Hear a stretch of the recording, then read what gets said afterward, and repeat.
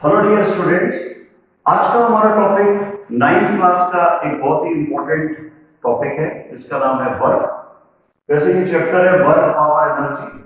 उसमें से आज हम कवर कर रहे हैं कि भाई वर्क क्या होता है। बच्चों, एक और चीज याद रखिए कि जब आप 11th में पहुंचेंगे तो ये काफी डिटेल में है। तो ये सही समय है जब आपका फाउंडेशन बिल्डअप होगा इस टॉपिक के लिए और बेनिफिट होगा आपको 11th में। वर्क का मतलब होता है बच्चों कि जैसे मान लीजिए ये एक बॉक्स रखा हुआ है और आपने इस तरीके से क्या अप्लाई किया, फोर्स अप्लाई किया। तो जैसे ही आपने फोर्स अप्लाई किया तो नो डाउट ये बॉक्स इस तरीके से यहाँ पे खिसक जाएगा और ये जो शिफ्ट हो रहा है इसको फिजिक्स की लैंग्वेज में अपन कहते हैं कि भाई ये डिस्प्लेस हो गया और यहां से यहां तक इसका जो है ये डिस्प्लेसमेंट है। तो वर्क का मतलब होता है कि जितना आपने फोर्स अप्लाई किया और जितना डिस्प्लेसमेंट हुआ दोनों को आप मल्टीप्लाई कर दीजिए तो आपको वर्क मिल जाएगा। लेकिन इंपॉर्टेंट बात यह है कि अगर मान लीजिए मैं फोर्स इस तरीके से अप्लाई कर रहा हूं, मतलब इंक्लाइन, वैसे डायरेक्ट फोर्स नहीं लगा रहा हूं, मैं कुछ एंगल पे फोर्स अप्लाई कर रहा हूं, थीटा एंगल। अब वर्क में मैंने देखा कि फोर्स और डिस्प्लेसमेंट को मल्टीप्लाई करना है, लेकिन मल्टीप्लाई करना है तो एक कॉमन सी चीज है कि भाई दोनों सेम एक्सिस में होना चाहिए, एक ही लाइन में होना चाहिए। यहां तो फोर्स है नहीं इस लाइन में, फोर्स तो इधर है और डिस्प्लेसमेंट इधर, तो मैं कैसे इसको एक लाइन में लेके आऊं?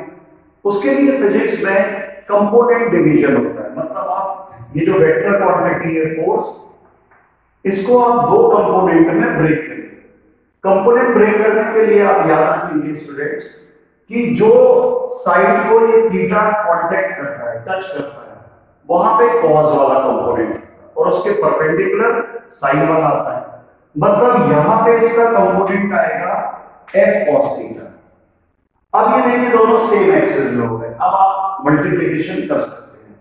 तो वर्क का मतलब हो गया एफ डी cos थीटा। ये बड़ा इंपॉर्टेंट इक्वेशन आ गया वर्क। अब हम कुछ इसके स्पेशल केसेस देखते हैं।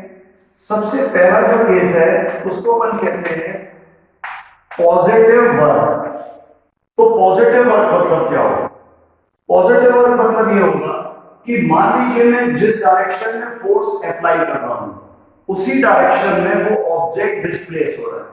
जैसे आपने गार्डन में देखा होगा, स्कूल के, घर के, कि एक वो जो ग्रास को कट करने वाली मशीन होती है, उसमें वो जो व्यक्ति होता है वो मशीन को इस तरीके से आगे बढ़ाता है, वो मशीन आगे चलती जाती है।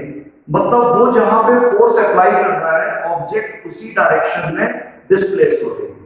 तो इसका मतलब ये हुआ कि ये जो थीटा है, जो फोर्स और डिस्प्लेसमेंट के बीच का एंगल है, इस केस में थीटा जो है वो 0 डिग्री हो जाएगा। अब ट्रिग्नोमेट्री ये कहती है कि cos 0 डिग्री मतलब 1, cos 0 1 होता है। तो अगर मैं इस इक्वेशन नंबर 1 में इसको सब्स्टिट्यूट कर दूं तो ये हो गया एफ डी cos 0 डिग्री और cos 0 1 होने के बाद ये आया फोर्स इनटू डिस्प्लेसमेंट। तो इसका मतलब है आप किसी भी बच्चे से पूछे कि भाई वर्क क्या होता है तो वो तुरंत बोलता है फोर्स इनटू डिस्प्लेसमेंट। लेकिन फोर्स इनटू डिस्प्लेसमेंट आपको ध्यान रखना है कि ये एक स्पेशल केस है।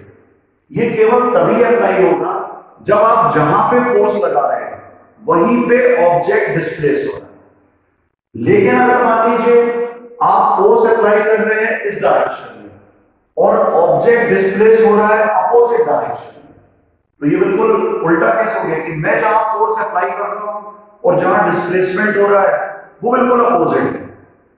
तो फिजिक्स की चीजों को आप थोड़ा सा डेली लाइफ में इमेजिन करिए कि ऐसा कहां पे हो रहा है कि फोर्स लग रहा है एक डायरेक्शन में और डिस्प्लेसमेंट हो रहा है अपोजिट डायरेक्शन में।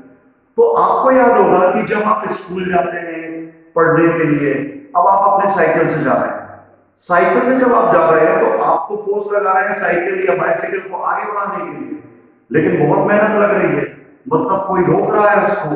तो वो कौन रोक रहा है? तो वो टायर और रोड के बीच में जो फ्रिक्शन का फोर्स जनरेट हुआ है वो उसको रोक रहा है। तो फोर्स तो आप लगा रहे हैं आगे की ओर और फ्रिक्शन का फोर्स उसको अपोज कर रहा है, मतलब डिस्प्लेसमेंट ऐसा हो रहा है और फोर्स ऐसा लग रहा है, मींस दोनों अपोजिट डायरेक्शन है। तो यहां पे थीटा हो गया 180 डिग्री।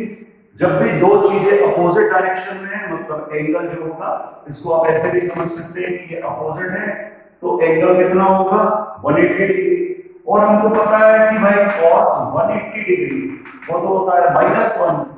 अब अगर हम इस फॉर्मूले में इक्वेशन नंबर 1 में इसको सब्स्टिट्यूट करते हैं तो ये हो गया FD cos 180 डिग्री, तो वर्क हो गया -FD, मतलब इसको अपन कहते हैं नेगेटिव वर्क, नेगेटिव वर्क कहलाता है। अब तीसरा केस देखते हैं अपन। तीसरा केस ये है कि when theta equals to 90 degree, मतलब फोर्स और डिस्प्लेसमेंट के बीच का एंगल जो है वो 90 डिग्री है। अब ये कैसे संभव होगा? तो आप कई बार स्टेशन गए होंगे किसी को छोड़ने या कोई ट्रेवल करने, तो आपने सामान जो है वो जो कुली भैया होते हैं उनको बोला कि भाई इसको ले चलिए।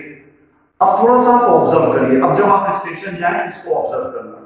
जो कुली भाई साहब होंगे वो सामान को तो ऐसे उठाएंगे, मतलब फोर्स लगा रहे हैं ऐसे, और ऐसे चलते जा रहे हैं, मतलब वो डिस्प्लेस ऐसे हो रहे हैं और फोर्स ऐसे लगा रहे हैं। तो उनके द्वारा लगाया गया फोर्स ये है और डिस्प्लेसमेंट ये है, मतलब दोनों के बीच का एंगल हम देख रहे हैं 90 डिग्री, और cos 90 जीरो होता है। इसका मतलब वर्क के फॉर्मूले में रखने पे वर्क भी कितना आ गया 0 डिग्री आ गया। ये तो हो गया एक स्थिति, एक सिचुएशन।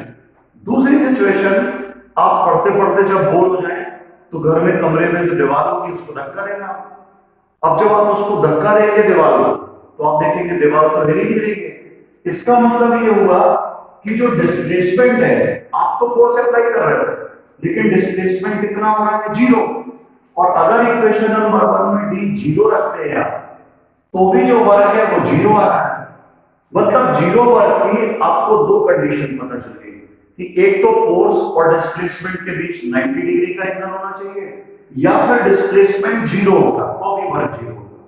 तो स्टूडेंट ये था वर्क का ब्रीफ में इंट्रोडक्शन। आगे के वीडियोस में अपन पावर, एनर्जी, सारी चीजें समझेंगे, उनके न्यूमेरिकल्स करेंगे। तो अगले वीडियो का आप इंतजार करिए, और अगर ये पसंद आया है तो इसको आप लाइक करिए, सब्सक्राइब करिए। Thank you very much.